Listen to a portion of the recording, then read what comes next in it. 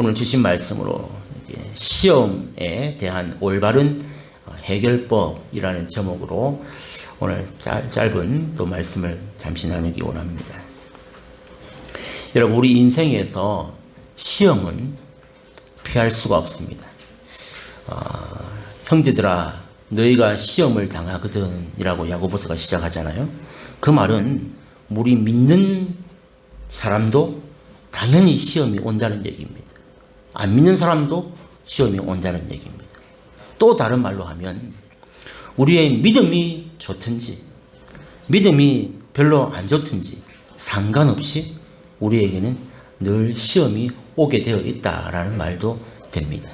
누구에게나 오는 것입니다. 다만 우리가 이 하나님께서 우리에게 주신 이 시험을 맞이할 때에 어떤 마음을 가져야 되느냐. 이 시험은 반드시 이 과정을 통해서 우리를 더 단단하게, 그죠?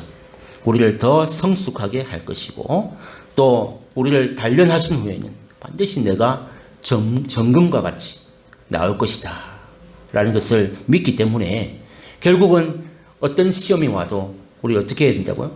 기뻐해야 한다. 왜? 내가 반드시 이 고난의 터널을 지나서 내가 더 성숙하고 귀한 인물로 변화되어 있을 것을 믿기 때문에 하나님의 손에 있음을 믿을 때에 반드시 우리는 기뻐할 수 있어야 한다라는 것들을 우리 지난 시간과 그 전 시간을 통해서 우리 함께 나누었습니다. 오늘 이제 야고보서 이 시리즈 세 번째 시간인데, 오늘은 아직 결론이 안 났어요. 우리 인생에 찾아온 이 시험을 그러면 이제 어떻게, 누구에게나 온다 그랬잖아요. 그러나 그 시험을 그럼 어떻게 해결할 수 있을까라는 방법들을 오늘 본문은 우리에게 소개하고 있습니다. 그래서 오늘 이 부분에 대해서 잠시 은혜를 나누기를 원합니다. 첫 번째는요, 이 시험이 올 때 해결할 수 있는 방법이 뭐냐. 오늘 본문은 우리에게 지혜를 구하라 라고 말씀하고 있습니다. 오늘 5절에서 그렇게 말합니다. 지혜를 구하라. 여러분, 인생에 참 많은 굴곡이 있는데 우리 인생에 참 햇살이 비치고 날씨가 맑음일 때가 있습니다. 여러분, 그럴 때는요, 노래가 나오고 찬양이 나오고 기쁘고 막 가만히 있어도 즐겁습니다. 그럴 때가 우리 인생을 살다 보면 있습니다. 그런데요, 그 반대의 날도 있습니다. 먹구름이 덮이고 하늘이 시커멓고 정말 앞이 보이지 않는 그런 고난의 터널을 지날 때가 있습니다. 여러분, 그럴 때는요, 어떤 사람을 막론하고 찬양조차 이 입에서, 우리 의지는, 이 지식은 그래도 찬양해야 된다고 알고 있지만 그런 상황 가운데서 입술에 찬양하기가 참 어려운 때도 있다는 것이죠. 여러분, 그럴 때 어떻게 해야 될까요? 고난이 오고 정말 찬양조차 나오기 힘든 그런 힘든 시간에 우리는 어떻게 이 고난을 맞이해야 될 것인가. 오늘 이 첫 번째 우리에게 주신 귀한 메시지는 하나님께 지혜를 구하라 라고 말씀합니다.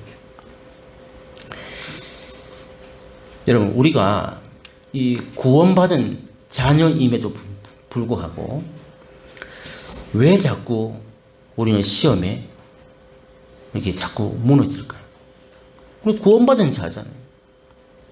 변화받은 거, 죽어도 천국 간다는 것을 알고 믿고 교회에 나와서 예배하는 자임에도 불구하고 사실상 우리 가정에서나 직장에서나 사회에서 우리의 모습을 보면 이 시험이 오면 자꾸 무너지고 그 시험에 압도당할 때가 많습니다. 아니, 왜 시험만 오면 우리는 자꾸 이렇게 주저앉을까요? 이유가 뭘까요? 시험이 오면 기뻐하라 했잖아요. 근데 기쁨은 둘째치고 주저앉고 흔들리고 넘어지고 그 문제를 보면서 압도당하고, 이게 우리의 모습일 때가 너무나도 많다는 것입니다. 심지어는 우리가요, 교회에 와서 열심히 막 봉사하고 헌금하고 섬기는데도 불구하고 시험 앞에서는 자꾸 무릎을 꿇는 일이 반복되고 있는 경우도 허다합니다. 이게 오늘 우리의 현실이에요. 왜 그럴까요? 여러분, 오늘 이 본문은 우리에게 주신 귀한 교훈이 뭐냐면 바로 이런 이유가 뭐냐. 우리에게 지혜가 부족하기 때문이다 라고 성경은 가르치고 있습니다. 왜 넘어지느냐? 왜 흔들리느냐? 왜 자꾸 압도당하느냐? 우리에게 지혜가 부족하기 때문이다 라고 말씀합니다. 그래서 여러분 야고보서는 오늘 본문 5절에 보면 이렇게 말하고 있죠. 너희 중에 누구든지 지혜가 부족하거든. 이렇게 시작. 여러분 이 부분만, 이 문구만 떼가지고 막 우리 고3 수험생들이나 학생들에게 막 이 본문 많이 이렇게 주잖아요. 하나님께서 이 지혜를 주시니까 빨리 구해라고 이렇게 쓰는데 사실은 그런 종류의 이 문구가 아니에요. 이 5절이. 이 구절은 시험과 관련된 이야기예요. 그래서 오늘 우리가 이렇게 시험에 자꾸 무너지고 흔들리고 압도당하는 이유가 바로 이 지혜가 부족해서 그렇다 했어요. 이 지혜가. 5절에 그래서 너희 중에 누구든지 지혜가 부족하거든 꾸짖지 아니하시는 그 하나님 앞에 구하라. 그러면 주실 것이다. 이렇게 말씀하고 있는 거예요. 자, 그러면 여러분 여기서 말하는 우리 의문이 생겼어요. 그러면 성경이 말하는 지혜가 도대체 뭐냐? 지혜를 구하래요. 지혜가 부족하대요. 성경이 말하는 그럼 지혜가 뭐냐? 잠언 9장 10절에 보면 지혜가 무엇인지를 분명히 성경은 말하고 있습니다. 여기 말고도 물론 많은 구절이 있습니다만은 잠언 9장 10절에 보면 지혜가 뭐라고 했습니까? 여호와를 경외하는 것이 지혜의 근본이다. 지혜다. 그리고요. 하나님을 아는 것이 명철이다. 이게 지혜고 명철이에요. 여호와를 경외하는 것이 지혜고 하나님을 아는 것이 명철이다 라고 성경은 분명하게 지혜가 무엇인지를 밝히고 있습니다. 그러면 지혜가 부족하다 그랬지 않습니까? 아니 여호와를 경외하는 것이 지혜인데 그럼 이게 부족하다는 말이 무슨 말일까요? 하나님을 경외하는 그 자체가 지혜인데 그게 부족하다 이 말이잖아요. 지금 여러분 이해가 되세요? 이 말이에요. 지금. 자, 우리가 이걸 해석하면 이 말이에요. 우리가 여러 가지 시험을 만날 때에 정말로 하나님을 경외하고 신뢰하지 못하고 어떻게 한단 말이죠. 고난과 그 문제 앞에 자꾸 넘어지기 때문이다라는 결론을 말하고 있다는 것이죠. 왜 압도당한다고요? 왜 흔들린다고요? 왜 무너진다고요? 지혜가 부족한데 지혜가 뭐라고요? 하나님을 경외. 즉 하나님만 바라보고 하나님을 신뢰하고 하나님을 의지하는 이게 부족해서 우리는 자꾸 그 시험에 넘어지고 흔들리고 압도당하는 것이다 라는 것을 야고보서는 우리에게 오늘 가르쳐주고 있는 첫 번째 시험을 이기는 방법이다 라고 가르쳐주고 있습니다. 여러분 한번 생각해 보세요. 우리가 왜 넘어지느냐 했을 때 다른 이유가 아니라 내가 하나님을 그만큼 더 신뢰하지 못했고 의지하지 못했기 때문이다. 이 결론이라면 여러분 너무 정확한 말씀 아닌가요? 야고보는 너무 정확한 결론을 맺고 있어요. 우리가 흔들린 이유가 다른 이유가 아니에요. 하나님에 대한 신뢰가 부족했다라는 것을 오늘 이 야고보서는 우리에게 말해주고 있습니다. 저는 이 말씀을 이번 한 주간 묵상하면서 이 말씀을 어떻게 설명하면 정말 이해가 잘 될까 고민을 많이 했습니다. 그래서 저는 이 말씀을 한 구절로 정리를 해봤습니다. 어떻게 정리했냐면은 문제와 현실에 압도당하지 말고 변하지 않는 하나님의 말씀을 신뢰하라.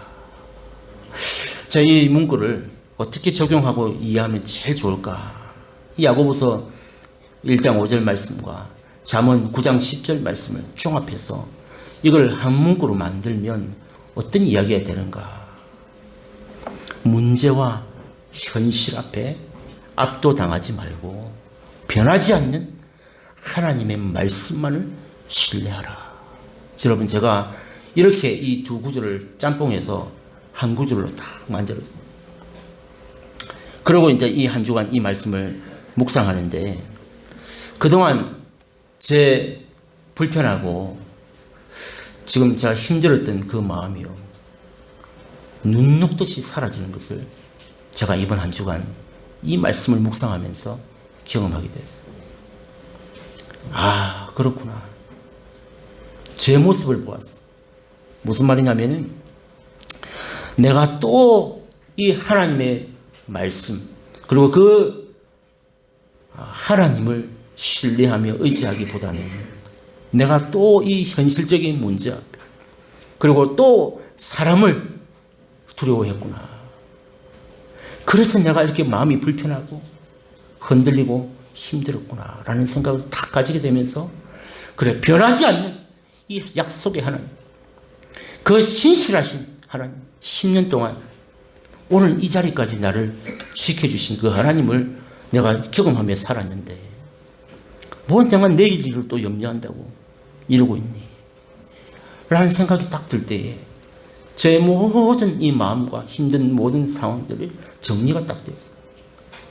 얼마나 제가 가뿐하고 이 말씀이 위로가 되었는지 모릅니다. 여러분, 이게 바로 지혜가 부족했던 저의 모습이었다는 거예요. 아무리 설교를 하고 아무리 말씀을 가르치고 여러분 앞에 서 있는 존재이지만 이 사람은 날마다 이 하나님 말씀 앞에 신뢰하고 날마다 하나님 앞에 서지 않는 약해지고 흔들리고 무너지면서 그 현실의 문제와 사람의 문제와 여러 가지 장벽 앞에 흔들리고 압도당하게 되어 있다는 사실이죠. 그러나 우리가 그럴 때일수록 여호와를 경외하는 것이 지혜라는 거죠. 이게 부족하니까 흔들렸다는 사실을 즉시 깨달을 때에 우리 하나님을 신뢰하고 그 말씀을 신뢰하면 여러분, 그러면 그 현실의 모든 문제들이 눈 녹듯이 사라질 줄로 믿습니다. 이게 오늘 주신 말씀의 첫 번째 원리입니다. 사랑하는 성도 여러분, 우리에게 시험은 언제나 옵니다. 어떤 방법으로 오는지가 다를 뿐이고 어떤 강도가 있을 뿐, 그게 다를 뿐이지 누구에게나 옵니다. 그러면 여러분, 그 문제를 바라보면서 그 문제에 압도당하지 마시고 오늘 이 말씀과 같이 하나님의 지혜를 구하는 성도들 되시기를 주의 이름으로 축복합니다. 여러분, 특별히 이렇게 생각하세요. 하나님, 이 고난을 통해서 이해할 수 있는 눈을 열어주십시오. 이게 과정이에요.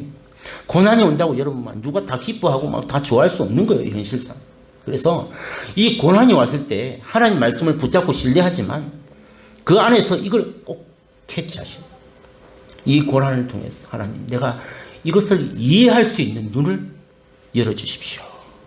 꼭 여러분 하나님께 이렇게 구하시고요. 또 그 고난 너머에 있는 하나님의 뜻을 볼 수 있는, 그래야 흔들리지 않습니다. 고난을 바라보고 그 문제에 압도당하면 우리는 또 시험에 당하고 넘어지게 돼요. 그래서 고난 너머에 있는 하나님의 뜻을 볼 수 있도록 내가 흔들리지 않도록 주여 도와주시옵소서, 이렇게 구하셔야 됩니다. 그래서 어떤 상황 가운데서도 우리는 변하지 않는 하나님, 그리고 그분의 말씀만을 붙잡는 지혜로운 성도들이 되시기를 주의 이름으로 축복합니다. 두 번째로 오늘 우리에게 이 고난을 어떻게 해결할 수 있느냐? 믿음으로 반응해야 한다라고 말씀합니다. 오늘 6절에서 8절까지의 말씀, 믿음으로 반응하라 라고 말씀합니다. 여러분, 6절에서 8절을 우리 아까 읽었는데요, 너무 중요한 말씀이에요. 오늘 첫 번째는 조금 전에 우리가 읽었지만 하나님께 지혜를 구하라 그랬죠. 두 번째 말씀이 6절에서 8절까지 말씀인데 이거 아주 중요한 말씀. 우리 한 번 더 6절에서 8절 우리 같이 읽겠습니다. 시작. 오직 믿음으로 구하고 조금도 의심하지 말라. 의심하는 자는 마치 바다에 밀려 요동하는 바다 물결 같으니 이런 사람은 무엇이든지 주께 얻기를 생각하지 말라. 두 마음을 품어 모든 일에 정함이 없는 자로다. 아멘. 자, 여러분, 이 믿음에 오늘 6절에 보면 나오지만, 자, 6절 한번 띄워 놓으세요. 이 믿음에 여러분 반대가 뭔 줄 아세요? 불신이죠. 믿음 반대가 못 믿는 거잖아요. 아니에요. 성경은 믿음의 반대를 뭐라고 얘기하냐면 의심이다. 의심이다. 이렇게 얘기를 합니다. 아, 참 놀라운. 그러니까 우리를 지으신 이 하나님께서 믿는 거 반대가 안 믿는 게 아니에요. 믿음의 반대는 의심이다라는 너무 우리의 심리를 잘 알고 계신 하나님이죠. 믿음의 반대는 의심이다라고 말합니다. 야고보는 그래서 믿음이 없어서요, 의심하는 사람을 어디에 비유했냐면 바다 물결 같다. 우리가 믿음이 없어서 흔들리고 막 의심하는 사람이 있는데 마치 그런 사람은 바다의 물결 같다. 지금 이렇게 비유하고 있습니다. 여러분, 바다의 물결이 바다 물결이 얼마나 자주 칩니까? 바닷가 가보셨지 않습니까?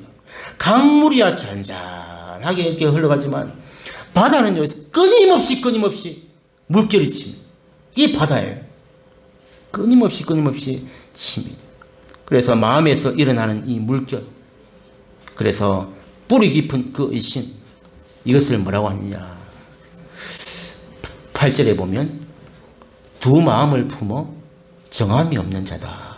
자, 의심하는 자를 바다 물결 같은 자라 그러고, 결국은 8절에 가서 두 마음을 품어서 정함이 없는 자다.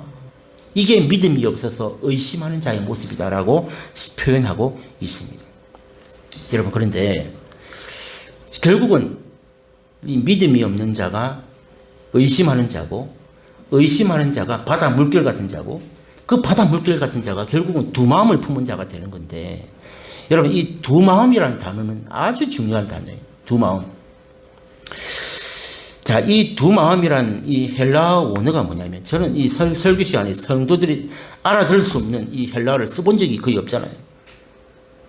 잘 안 쓰는데, 제가 굳이 오늘 헬라어를 이 딥시코스라는, 여러분 몰라도 됩니다. 근데 이 두 마음이라는 이 헬라어 딥시코스라는 단어를 쓰는데, 여러분, 이 야고보서에 나오는 이 딥시코스라는 이 두 마음이라는 단어는 그 당시 이 성경이 쓰여졌던 그 고대 문헌 가운데 어디에도 안 나오는 단어예요.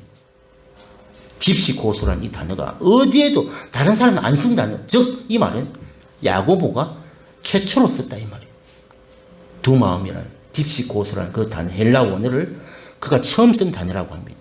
그래서 여러분, 제가 왜 굳이 이걸 설명하냐면, 그러니까 두 마음이란 이 딥시코스라는 이 단어를 야고보가 처음 썼다면은 그 뜻을 누구한테 물어봐야 제일 정확하게 알까요? 야고보한테 물어봐야 된단 말이에요. 이걸 딴 사람한테, 어느 목사님한테 이게 무슨 뜻입니까? 물어보면 야고보가 원래 하려고 했던 그 얘기가 아닐 수도 있어요. 도대체 어떤 뜻으로 이 딥시코스라는 이 헬라 원어를 썼느냐, 두 마음이라는 단어를 썼느냐, 야고보에게 물어봐야 돼요. 감사하게도 여러분, 이 두 마음이라는 단어가 야고보에 한 번 더 나와요. 오늘 1장에 이 8절에 나왔지만 4장에 가면 또 나옵니다. 4장 8절에 한번 보세요. 자, 4장 8절 우리 한번 읽어볼까요? 시작. 하나님을 가까이 하라. 그리하면 너희를 가까이 하시리라. 죄인들아, 손을 깨끗이 하라. 두 마음을 품은 자들아, 마음을 성결하게 하라. 예, 여기서 다시 이 4장 8절에서 또 두 마음을 품은 자들아 라고 똑같은 1절에 쓰여진 그 딥시코스라는 단어가 이 4장 8절에 정확하게 그대로 나오게 됩니다. 자, 이 8절을 한번 잘 보시면, 자, 그렇다면 여기 중간쯤에 보세요. 죄인들아 그랬죠. 죄인들아. 지금 이 딥시코스라는 두 마음을 설명해 드리는 거예요. 야고보밖에 이걸 설명할 수가 없어요. 자, 죄인들아 그랬는데 누가 죄인입니까? 누가? 여러분, 이 문맥을 잘 보세요. 여기 답이 다 있어요. 이 안에. 죄인들아 그랬어요. 답을 찾아보세요. 누가 죄인일까요? 두 마음을 품은 자가 죄인이랍니다. 이해가 되십니까? 죄인들아, 두 마음을 품은 자가 죄인이라고 말씀합니다. 그러면 그 옆에 보니까 손을 깨끗이 하라 그랬잖아요. 죄인들아, 두 마음을 품은 자가 죄인인데 손을 깨끗이 하라. 그럼 손을 깨끗이 하는 게 뭘까요? 여기 답이 또 있어요. 마음을 성결하게 하라. 이 연결되어 있잖아요. 자, 그러니까 두 마음을 품은 것이 죄인인데 왜 죄인이냐? 결국은 손을 깨끗이 하라는 말이 우리 마음을 성결하게. 이게 짬뽕 해보세요. 그러니까 이 두 마음이 무슨 뜻이냐? 두 마음을 품었다는 것은 결국 우리 마음이 불순물로 가득 찼다. 그래서 성결하게 죄로 가득 찬 더러운 이 모든 이 마음이 성결하게 거룩하고 깨끗하게 하라. 이것을 말하고 있잖아요. 결국은 두 마음은 우리 마음속이 불순한 마음, 이것을 가리키고 있다는 것이죠. 자, 결론입니다. 그러면 시험이 올 때 우리가 승리하지 못한 이유가 뭘까요? 시험이 왔어요. 아까 처음에 시험이 왔어요. 우리가 승리하지 못한 이유가 지혜가 부족했어요. 하나님에 대한 신뢰, 이게 부족했다 했잖아요. 두 번째는 뭐라고요? 지금 왜 시험에 넘어졌다고요? 두 마음을 품었기 때문이다. 두 마음을 품었기 때문에. 어떤 마음일까요? 하나님의 뜻과 내 뜻을 동시에 품은 이 불순한 마음, 이게 두 마음이다 라는 거예요. 오직 하나님의 뜻이 이루어지기를, 그분이 중심에 서기를 우리가 원하고 바라고 그렇게 살아가는 자들이 그리스도인데, 우리는 왜 시험에 넘어진다고요? 하나님의 뜻을 말하면서 사실은 내 뜻이 이루어지기를, 내 마음대로 내가 원하는 대로 되기를 원하는 심리들이 우리 안에 가득 차 있는 상태를, 그게 불순물이 가득 찬 이 두 마음이다 라고 표현하고 있다는 사실이죠. 아주 중요한 단어들이에요. 여러분, 한 이야기를 하나 해드릴게요. 아프리카에 가면 우리가 뭐 선교 이런 영상이나 이런 것도 많이 봤지만 지금도 아프리카 밀림에 가면 원주민들이 많이 있습니다. 그래, 이 아프리카의 한 부족에 가면 원숭이를 잡는 아주 쉬운 방법이 있답니다. 요즘 우리야 뭐 원숭이 잡을 일도 없지만 그 아프리카에는 원숭이 잡아서 쓰나 봐요. 그래, 그 원숭이를 어떻게 하면 쉽게 잡느냐, 아주 간단한 방법이 있답니다. 여러분, 이게 요만한 이제 이 항아리가 있는데, 우선은 항아리가 무거워야 돼요. 그러니까 우리가 보통 게 벌렁 들어가지고 갈 수 없을 만큼 항아리가 무거워야 된답니다. 쇠로 돼도 상관없어요. 또 조건이 하나 있어요. 뭐가 있냐면, 입구가, 여러분, 호리병처럼 이렇게 크다가 위에 입구가 좁아지는 그런 항아리 있지 않습니까? 그런 입구가 손 하나 이렇게 딱 겨우 들어갈 만한 입구. 근데 밑에는 넓어도 돼요. 근데 그 입구가 이 팔뚝 하나 이렇게 들어가면 딱 맞을 만한 이런 정도의 항아리, 무거운 거 하나 딱 갖다 놓고요. 그 안에 바나나 있죠. 바나나 하나만 딱 넣어놓으면 그냥 백발백중 원숭이가 잡힌대요. 왠 줄 아세요? 다 바나나 넣어놓으면 이제 원숭이가 귀신같이 이제 냄새를 맡고 온대요. 그래갖고 이제 손을 넣잖아요. 그 항아리 안에 손을 탁 집어. 그 바나나가 있어요. 바나나. 딱 잡았어. 딱 빼려고 하는데 돼요, 안 돼요? 안 돼요. 그래서 입구가 좁은 거예요. 이렇게 손을 분명히 딱 잡긴 잡았는데 이걸 잡고는 이게 안 올라오는 거예요. 근데 또 아까 항아리가 무거워야 된다 했죠. 여러분, 사람이 딱 보이면 그 던채로 그냥 도망가면 되잖아요. 그렇지 못하도록 무거운 항아리를 딱 만들어 놓은 거예요. 그래서 이 손을 딱 집어넣고 바나나를 잡았는데 이 무거워서 오도 가도 못하고, 그럼 어떻게 하면 살까요? 바나나를 놓으면 손이 빠져요. 그런데 이 원숭이는요, 끝까지 이 바나나를 안 잡고 안 놓고 잡고 있다. 그러니까 너무 쉽게 그 원숭이를 잡는데, 웃긴 얘기 아닙니까? 원숭이니까 그렇겠죠. 여러분, 이게 두 마음을 품은 우리 그리스도인의 모습을 잘 보여주는 이야기예요. 두 마음을 품은 게 이런 거예요. 무슨 말이냐면은, 그러니까 우리가 분명히 입술로는 구원받았다고 하잖아요. 우리 다 구원받았고 막 오만 좋은 얘기는 다 합니다. 입술로. 막 하나님 앞에 뭐 응답을 받았고 뭐 방언을 한다 그러고 막 오만 얘기를 다 해요. 종교적으로. 그런데 마음속 깊은 곳을 들여다보면 자기의 뜻을 포기하지 않은 그런 그리스도인이 얼마나 많은지 모릅니다.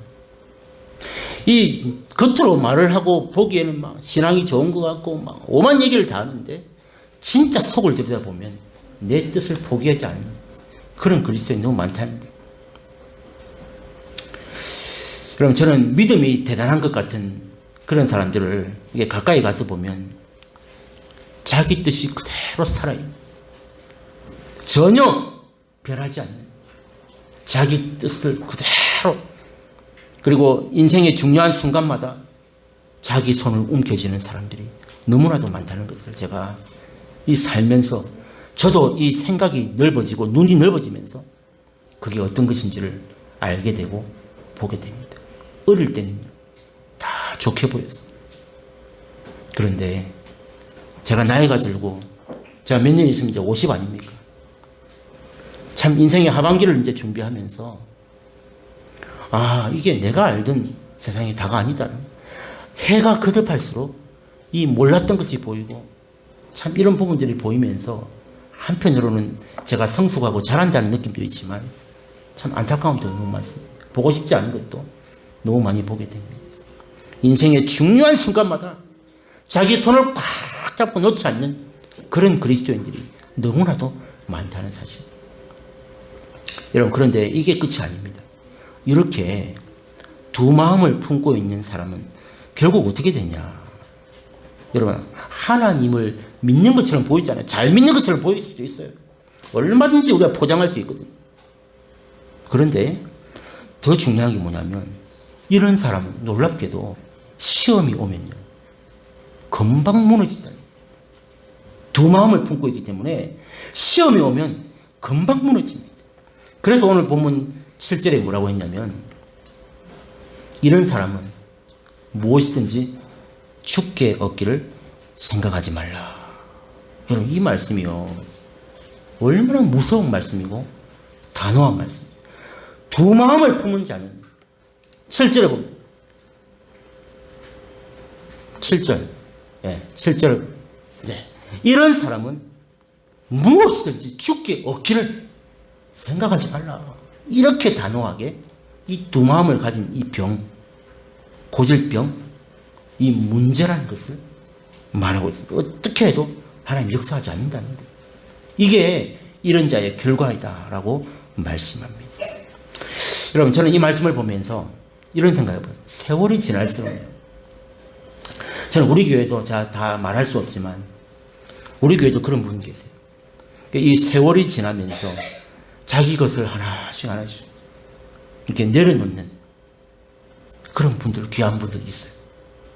나이가 들면 들수록 오히려 더 예수님처럼 연한 순 같고 부드러운 잎사귀처럼 내가 평생 이렇게 대쪽처럼 살았던 그 인생이었지만 주님 앞에 갈 날을 준비하면서 연한 순 같고 부드러운 이파리 같고 부드러운 모습으로 변화되어가는 내 것을 놓았기 때문에 가능한 인생, 이런 분들이 우리 교회 안에도 많이 계십니다.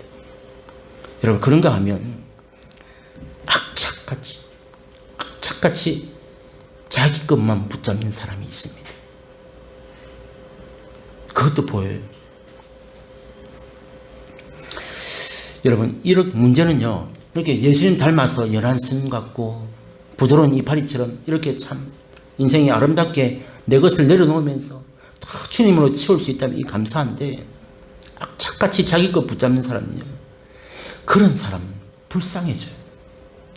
아니, 인간적으로도 아주 불쌍해집니다.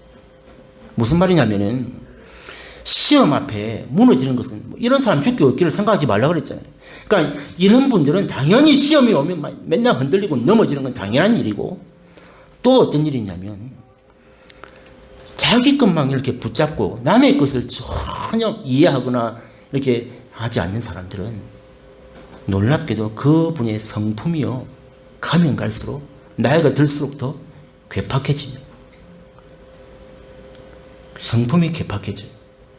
그래서 그분이 점점 더 가면 어떻게 되는 줄 아세요? 아무도 못 말리는 사람입니다. 이게 결과에. 그래서 죽기 없기를 생각하지 말라. 성품이 괴팍하고 누구도 건드릴 수 없는 사람이 되고 맙니다. 제가 장담합니다. 여러분, 그런 사람과 살게 되면 인생이 지옥이에요. 11숨 갖고 내가 한평생 실수하면서 자녀들이나 가족에게나 다른 사람에게 상처도 주고 아픔도 줬지만 내가 점점 더 주님을 닮아가고 알아갈수록 나의 연약함을 알고 정말 연한 순처럼 부드러워지고 이파리처럼 그렇게 정말 내 것을 내려놓는 사람들은 마지막이 아름다워요. 그런데 마지막까지 내 뜻을 놓지 않고 붙잡고 있는 사람, 성품이 개팍해지고 아무도 못 건드리는 무서운 사람들.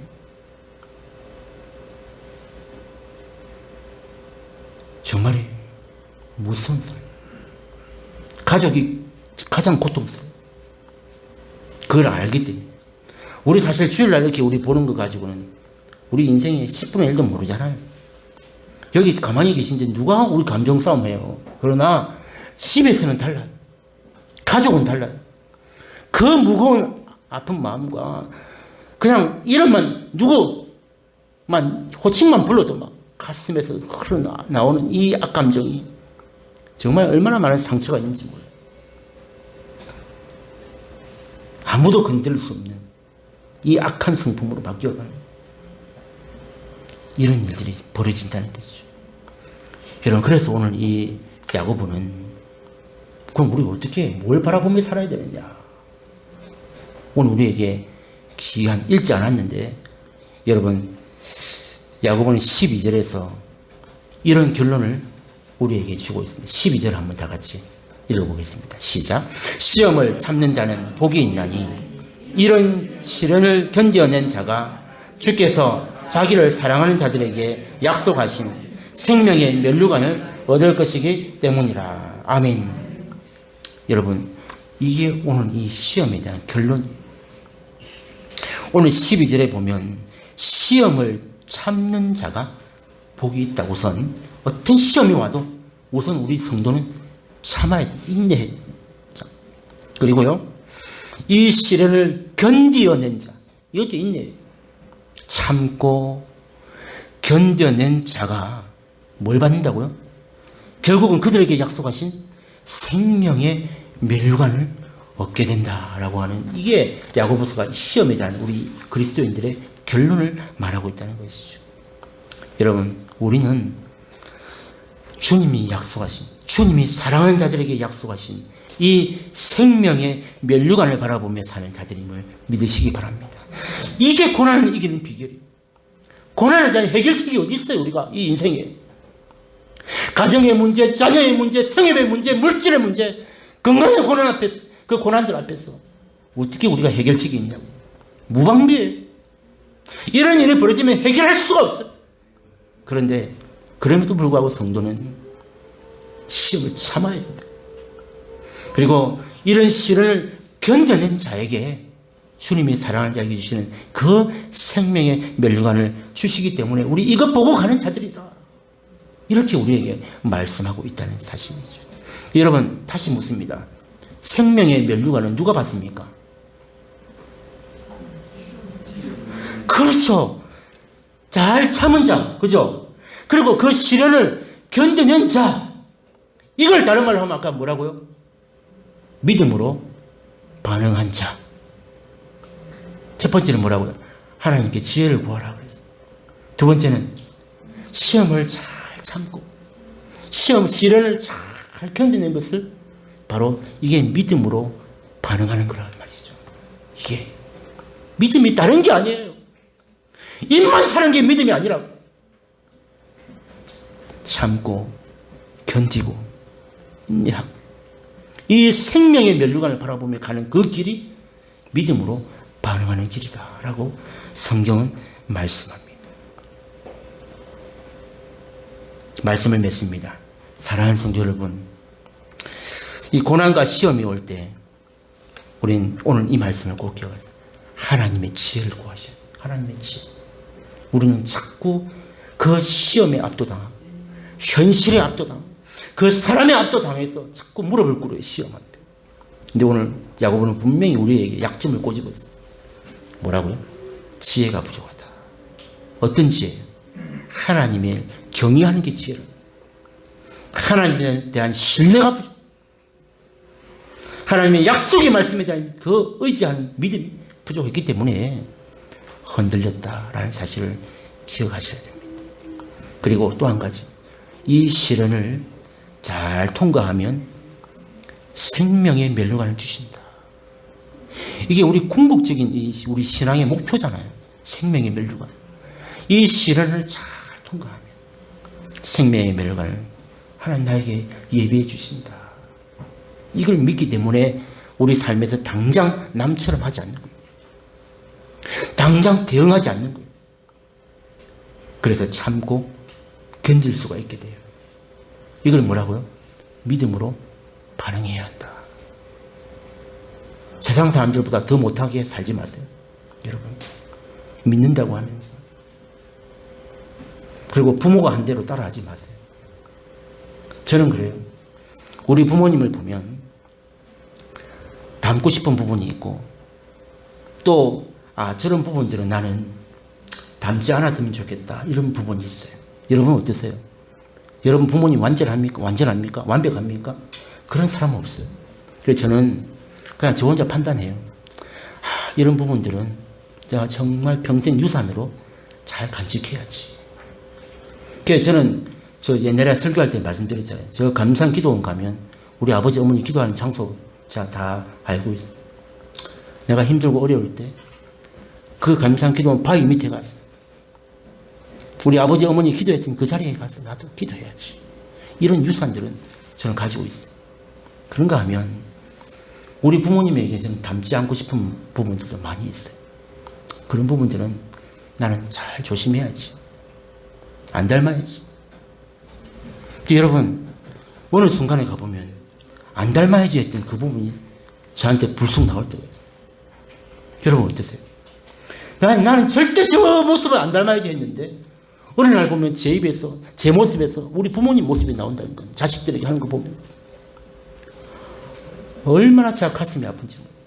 나는 이것밖에 안 되는구나. 또 넘어지고 약해지고 수도 없이 반복합니다.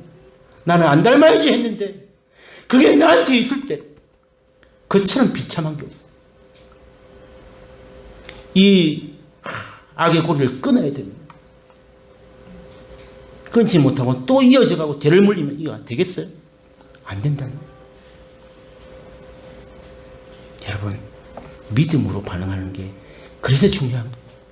참고 그 시련을 견딘 자에게 주시는 그 생명의 멸류관을 우리가 기억할 때 우리가 믿음으로 반응할 수가 있습니다. 그리고 오늘 주신 말, 두 마음이 아니에요. 우리 자꾸 두 마음, 하나님의 뜻과 또 내 뜻과 내 기분과 내 감정을 동시에 가려고 해요. 주의 일은 그런 게 아니에요. 우리는 이미 죽은 자예요. 오직 하나님의 뜻이 드러나는 일에 쓰임받는 자가 돼야지. 내 뜻과 내 감정과 내 기분에 따라서 좌지우지되는 그런 사람들이 모인 교회가 죽은 교회라는 거예요. 여러분, 두 마음을 품는 자가 아니라 늘 한결같이